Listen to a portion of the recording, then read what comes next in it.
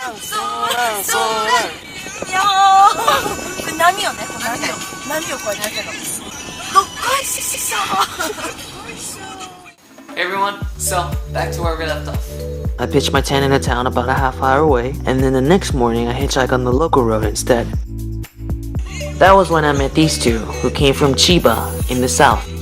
The mother and her daughter were on a road trip all across Japan. They were a great company, really amusing, with high energy, and we had a lot of fun together. Upon reflection, they were probably one of the most memorable people I hitchhiked with on this trip. And along the road, we stopped by Morioka, where we tried some of their signature dishes. Alright, let's go from there. Their first specialty is yakiniku. This is the one that draws the most attention. The meat that's used in yakiniku is premium grade beef that has been sliced really thinly and marinated really well in advance. Some places may offer a gas or electric grill. The traditional method, however, is using charcoal. Once the charcoal gets the chance to heat up, it can cook the meat extremely quick while giving it a really earthy flavor.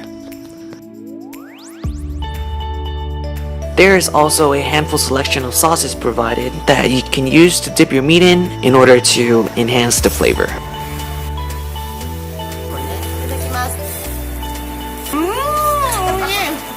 The next Moriokan specialty is ramen. Chewy glass noodles, watermelon, cucumbers, radishes, and some spicy kimchi sauce. There is a reason why people eat ramen alongside with their yakiniku and why they complement each other. The cooked meat is blazing hot and is also oily as well, which make you feel bloated. That's when ramen comes in, cleanse your palate, and cool you down. This style and technique is very similar to its Korean counterpart, Morning Man. なんか辛くないよ、足りない。エディ、あるよ。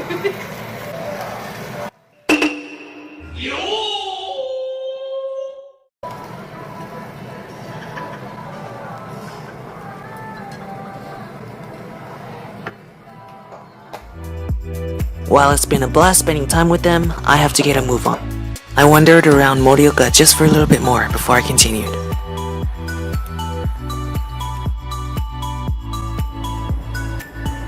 Hello, The next few hitchhikes are through some mountain ranges, where it's still freezing cold despite being in the middle of April. Good thing there are random vending machines in the middle of nowhere that sells hot coffee at just a touch of a button.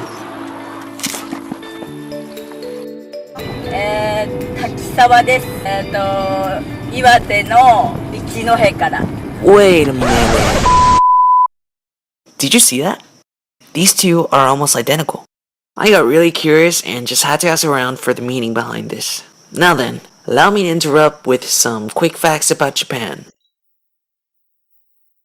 Once upon a time in northern Japan, there were 7 happy little towns, and they all had Nohe in their names. This character right here, boom, means door. So it goes from Ichinohe, the first door, Ninohe, the second door, all the way to Hachinohe, the 8th door, all except Shinohe, the 4th door. Because 4 in Japan, Shi, is also phonetically similar to the other Shi, meaning death. Therefore, if you ever go to Japan, you will notice that the number 4 is absent in a lot of places like elevators, hotels, and in this case, even in a freaking town. But, I mean, why would you want to live in a place that's associated with death? But wait, there's more. Hachinohe is the biggest city in this hood because in Japan, the number 8 is the luckiest number. Why? Because if you look at the character for 8, you can see there's an 0 at the top and 1 at the bottom. That, my friends, calls to be Hirogari, and that represents development, growth, prosperity, and all that good stuff. Superstition overload. Sorry about that. Anyways, Miss Takizawa here is a very sweet little lady. She's very talkative and really funny. She lives in Ichinohe, where she's very passionate about singing enka, which is like, I don't know, traditional country-like Japanese music. She stopped by a takoyaki place and got me some mayonnaise-filled ones. Apparently it's big around here.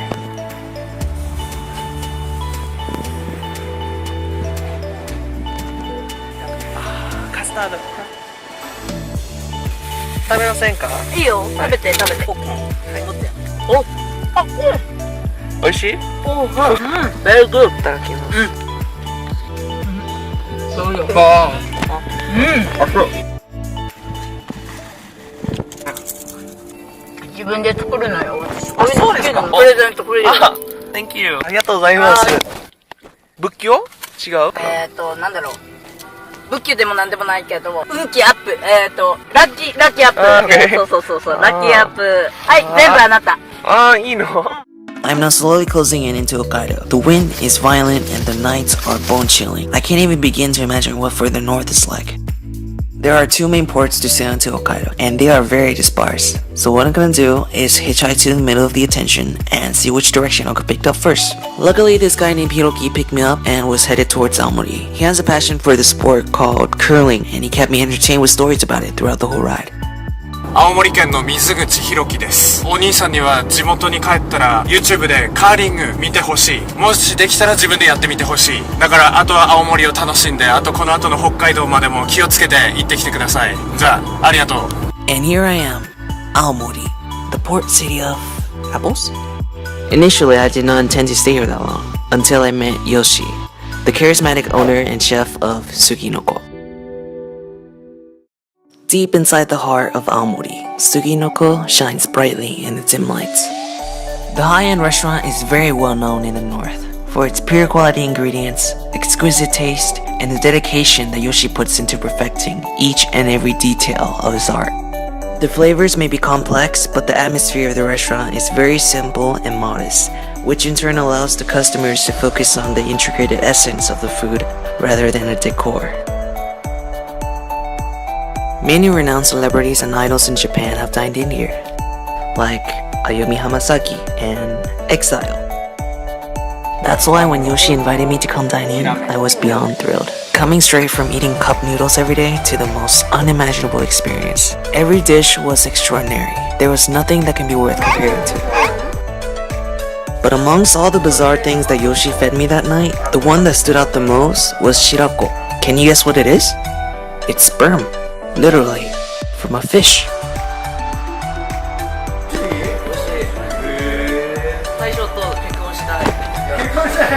Now it's time to bring out the real poison. Crab innards that's been grilled and mixed with sake.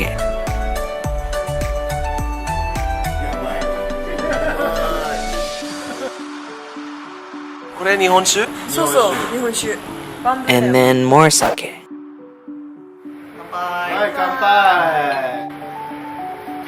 Thanks to Yoshi, Kako, and many other local people, Aomori has become very memorable to me.